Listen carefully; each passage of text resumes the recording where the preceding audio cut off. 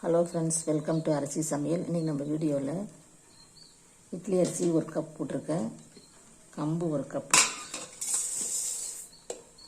இப்போ நம்ம இதை ஊற வச்சுக்கலாம். 4 தடவை 5 தடவை கழுவிட்டு நம்ம ஒரு 6 மணி நேரம் ஊற வச்சுக்கலாம். ஃப்ரெண்ட்ஸ், கம்பு தோசைக்கு நான் ஊற வச்சுருக்கேன் கம்பு. இப்போ ஒரு 5 மணி நேரம் ஆகிடுச்சு. இப்போ ஒரு 100 கிராம் உளுந்து இப்போ தான் நான் ஊற வச்சுருக்கேன், நான் கழுவவே இல்லை. இப்போ நம்ம இது ஒரு மணி நேரம் ஊறினா போதும். இது ஒரு 5 மணி நேரம், அப்போ மொத்தம் 6 மணி நேரம் ஆகும். இப்போ நான் ஒரு அழாக்கு கம்புக்கு ஒரு அழாக்கு இட்லி அரிசி போட்டிருக்கேன். ஒரு ஸ்பூன் வெந்தயம் நான் இட்லிக்கு தனியாக ஊற போட்டிருக்கேன், அதுக்கு சேர்த்த மாதிரி போட்டிருக்கேன். அரிசியை கழுவுற அளவுக்கு 4-5 தடவை உளுந்த கழுவக்கூடாது, ஒரு தடவை கழுவினா போதும். நான் எப்பயுமே ஒரு தடவை தான் கழுவுவேன். கருப்புள் இருந்தால் தான் 2-3 தடவை கழுவுவேன். ஏன்னா அது தோல்லாம் இருக்கும், நம்ம படுத்து அரிசி எடுத்துக்கிட்டே இருப்போம். முதல்லையே கழுவி ஊற வச்சுட்டா அதுக்கப்புறம் நம்ம தோல் எடுக்க ஈஸியாக இருக்கும். இந்த உளுந்தை நான் இப்போ 1 மணி நேரம் ஊற வச்சுட்டு நம்ம அரைச்சிக்கலாம். ஃபஸ்ட்டு நான் இந்த இட்லிக்கு அரைச்சிட்டு அதுக்கப்புறம் தான் இதை அரைப்பேன். ஃப்ரெண்ட்ஸ், நான் 1 ஸ்பூன் வெந்தயம் போட்டு உளுந்து போட்டிருக்கேன், 100 உளுந்து. இப்போ கம்பு இட்லி அரிசி ஒரு அழாக்கு போட்டிருக்கேன். இப்போ இதையும் அரைச்சிக்கலாம். ஃப்ரெண்ட்ஸ், நம்ம இப்போ கம்புக்கு மாவு அரைச்சோம், கம்பு தோசை இட்லிக்கு. இப்போ இதில் உளுந்த மாவு அதிகமாக இருந்தாலும் நான் 1 கப்பு 1.5 கப்பு வெள்ளை சோள மாவு போட்டு இந்த உளுந்தோடு மிக்ஸ் பண்ணி இப்போ சோள மாவு ரெடி பண்ணிட்டேன். நான் ஏற்கனவே வெள்ளை சோள மாவு வச்சுருக்கேன். இப்போ பாருங்கள், ஒரே நாளில் 3 மாவு ரெடி பண்ணியாச்சு. இப்போ நம்ம செஞ்சுக்கலாம். இதெல்லாம் புளிக்கட்டும், 8 மணி நேரம் பிறகு பார்க்கலாம். ஃப்ரெண்ட்ஸ், கம்பு மாவு அரைச்சி வச்சோம். இப்போ பாருங்கள், நான் பாதி மாவை எடுத்திருக்கேன். இதில் நம்ம இட்லி ஊற்றிக்கலாம். இட்லியை தாளித்து ஊற்றிக்கலாம். இப்போ நான் ஒரு வானல் வச்சுருக்கேன். இதில் 2 ஸ்பூன் எண்ணெய் விட்டு கடுகு, சீரகம், உளுந்தம்பருப்பு, கடலைப்பருப்பு, பச்சை மிளகாய், வெங்காயம் இதெல்லாம் போட்டிருக்கேன். கருவேப்பிலை, மல்லியலை இதெல்லாம் தாளித்து இந்த கம்பு மாவில் ஊற்றிட்டு நம்ம தாளித்த இட்லி ஊற்றிக்கலாம். இன்னைக்கு கேரட், ஒரு கேரட் துருவி வச்சுருக்கேன்.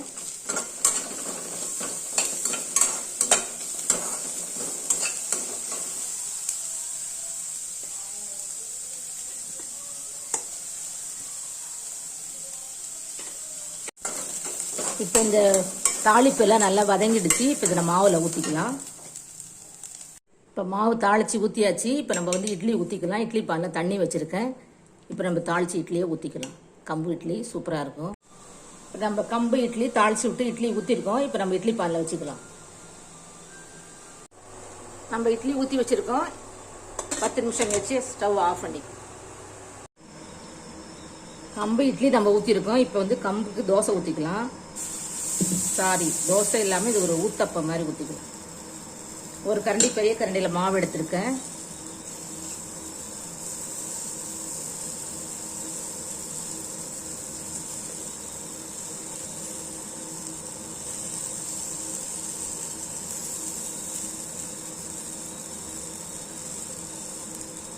இப்போ மேலே 1 ஸ்பூன் எண்ணெய் விட்டுக்கலாம். கொஞ்சம் சிம்மில் வச்சு அப்படியே மூடி வச்சிடலாம். நம்மளோட கம்பு அரிசியில் செஞ்ச கம்பு அரிசி சேர்ந்தது ஊத்தப்பம் ரெடி ஆகிடுச்சு. ஸ்டவ் அணைச்சிட்டேன்.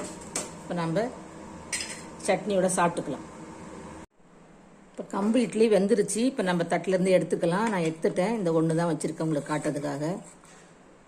சூப்பராக வந்திருக்கு பாருங்கள். அவ்வளோ சாஃப்டாக தாளித்த இந்த வாசனை அப்படியே அமுக்கும் போதே அவ்வளோ சாஃப்டாக இருக்குது பாருங்கள். இதே போல் நீங்களும் கம்பு இட்லி 1க்கு 1, 1 டம்ளர் அரிசி இட்லி அரிசி, 1 டம்ளர் கம்பு, 100 கிராம் உளுந்து, 2க்கும் சேர்த்து வெந்தயம் 1 ஸ்பூன் இந்த மாதிரி நான் அரைச்சிருக்கேன். இட்லி சாஃப்டாக வந்துருக்கு பாருங்கள். நான் அதுக்கு ஒரு வெங்காயம், தக்காளி, புதினா, மல்லி, கடலைப்பருப்பு, உளுந்தம்பருப்பு சட்னி வச்சுருக்கேன். இது பாருங்கள், ஊத்தப்பம் செஞ்சுருக்கேன். இதுவும் சூப்பராக இருக்குது. இதே மாதிரி செய்யலாம். இதிலே நீங்கள் குழிப்பணியாரம் ஊற்றலாம், தோசை ஊற்றலாம், நம்ம இஷ்டம் போல் செஞ்சுக்கலாம்.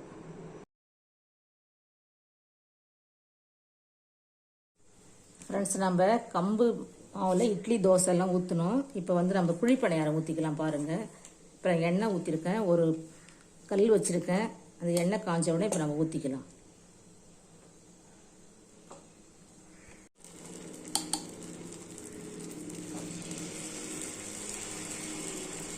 இதே மாதிரி எல்லா குழிலையும் ஊற்றிக்கலாம், நடுவில் கடைசியில் ஊற்றிக்கலாம், ஏன்னா அது நல்லா சூடாக இருக்கும்.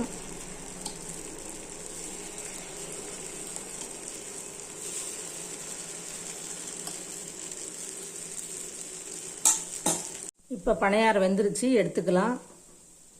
நம்மளோட கம்பு பணியாரமும் சூப்பராக வந்துருச்சு. நீங்களும் இது மாதிரி செஞ்சு பாருங்கள். இது வந்து உடம்புக்கு ரொம்ப நல்லது, குளிர்ச்சி தரக்கூடியது. வெயில் காலத்துக்கு இந்த மாதிரி உணவு சாப்பிடும்போது நமக்கு உடம்புக்கு நல்லாயிருக்கும். நம்மளோட கம்பு பணியாரம் தேங்காய் சட்னியும் சாப்பிட ரெடியாக இருக்குது. வாங்க எல்லோரும் சாப்பிட்டுக்கலாம்.